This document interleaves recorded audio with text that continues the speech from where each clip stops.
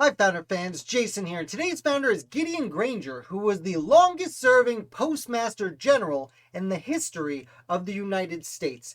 Now, Gideon Granger came of age in Connecticut just as the Revolutionary War was ending, but he studied at Yale and became a lawyer, but very quickly in his early 20s was elected to Connecticut's State Assembly. Now, at this time, he started making a name for himself as an author, though he mostly published anonymously at first, but he became a Democratic Republican in Connecticut, which was heavily Federalist at the time, arguably the most Federalist state in the Union, and would be for quite some time. That being said, he did get elected to the state assembly, and he attempted to run for United States House of Representatives in 1798, but lost. However, once Thomas Jefferson became president a few years later, he recruited Granger to become the fourth Postmaster General in the history of the United States. And he would hold this position through all 8 years of the Jefferson administration and 6 more years in the Madison administration, making him, as I said, the longest serving Postmaster General. Now, he's notable for a few things. First of all, about a year and a half into his term, Thomas Jefferson makes the Louisiana Purchase, and once he does, suddenly the post office, which is done on horseback and by stagecoach at this time, keep in mind, now it has to go all the way across the Mississippi River. Granted, they weren't necessarily communicating with all of the Louisiana Purchase because, well, big parts of that were like Montana and things like that, where no one lived except for Native Americans, but they just simply weren't settling that region quite yet. However, New Orleans was in play, as were things just over the Mississippi, like St. Louis. So suddenly, Granger had the task of bringing all these places into one communication system. And he does this quite well, though his term is not without controversy. For example, he starts hiring outside private people and companies to help out with these deliveries, which, this is supposed to be a public system, many people thought, and so that was a little questionable, but he does a really amazing job of being able to include all of this much expanded United States in communications, especially as time arrives where the War of 1812 breaks out, where even though that's James Madison, Gideon Granger is still in charge of communications as Postmaster General during most of the War of 1812.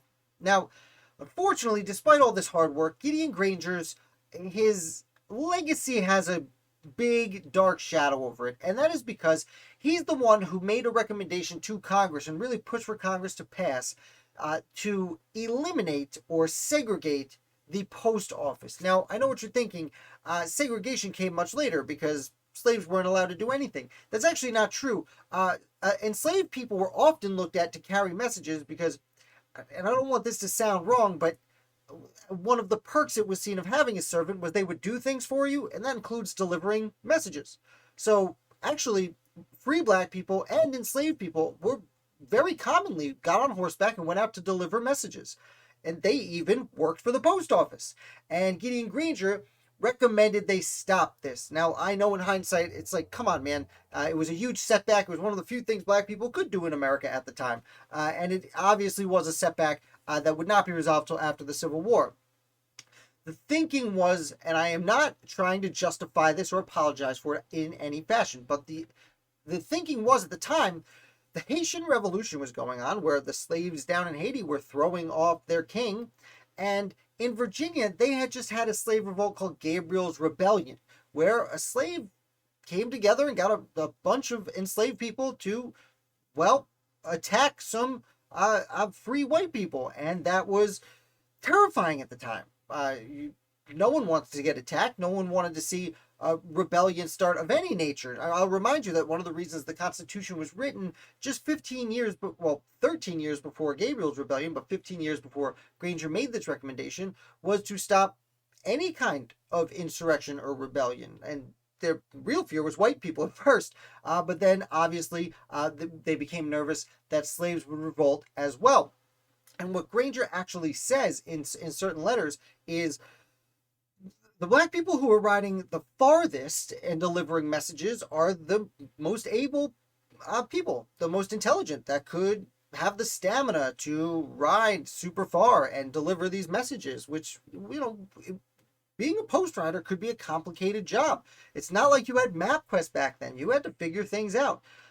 And what the fear was that you would have one able person could not only go around under the guise of their delivering postal messages, but go from plantation to plantation, delivering the messages, hey, we're all going to revolt on this day.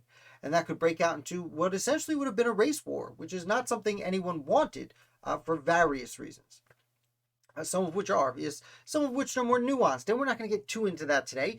But I do have to bring that up when you talk about Gideon Granger. That is unfortunately his major legacy, was desegregating the post office at a time where literally everything else was already desegregated. So it's when you think of desegregation, we usually think of like the 20th century, after slavery had been eliminated and people had been freed, and the Ku Klux Klan would come around. But no, this is back at the turn of the 19th century, at the beginning of Thomas Jefferson's presidency. So, unfortunately, that is where the conversation leads us today. Gideon Granger, his work expanding the post office was kind of amazing, and it is very disappointing that that tremendous effort is, and rightfully, is overshadowed by the changes he pushed through Congress to, again, make things even tougher for Black people who were already in a tough enough situation in early America. So I'm not going to ask if you enjoyed this video because it's a little tougher than a lot of the content I bring out here, but I do talk about the American Revolution 7 days a week. So if this is the first time you're finding one of our founders of the day, please hit like and subscribe. I talk about a wide variety of American founders of all backgrounds and all kind of content, all sides of the party system, everything to do with the Young Republic. So I hope you enjoy all the other videos, and if so, I will be back with another, probably more upbeat founder for you tomorrow.